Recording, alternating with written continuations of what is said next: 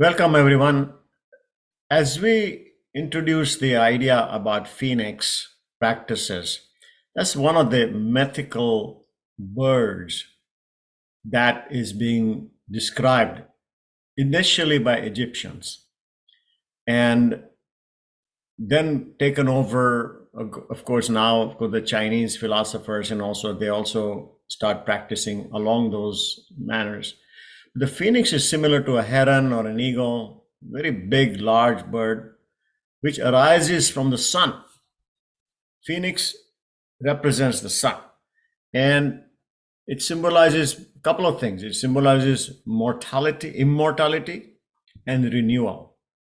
These are the two things that happen with the phoenix. And what's interesting is that it's associated with it is similar to what you say we are talking about the sun. That's what it is. Now, the interesting details about this mythological bird is its lifespan is almost like 500 years or more.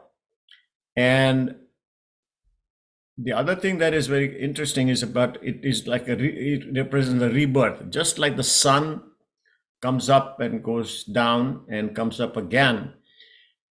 Phoenix is thought to be rising from its own ashes. Phoenix represents fire, renewal, hope, regeneration. And it's similar to when we say, our own cycles. We go through the cycles day and night. We go to sleep, and then when we get up in the morning, we're refreshed. It's a cycle of our own life. It's the same cycle that we can experience about, getting tired and then getting energized again. The fire, again, there's the same story. If the fire can continuously go on, if there's enough fuel. And therefore, the practice of phoenix in Chinese practices and qigong and all has totally been involved with stoking the fire and raising the fire.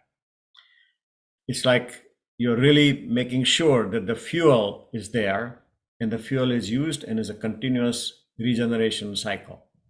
So the phoenix practices, therefore, when we do this, they can be very mild to begin with, and then they can go on much stronger when they continue. The fire, it's just like the fire when you go big and tall fire.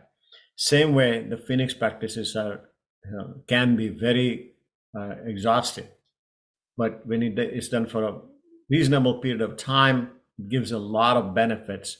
And particularly when we think about the sun and the fire element that is there, which consumes, it burns, consumes, and also cleans up. Fire element also cleans up everything. In fact, the gold is cleaned up completely burned in fire. That's one of the examples. So just wanted to introduce the concept of the phoenix when we start practicing.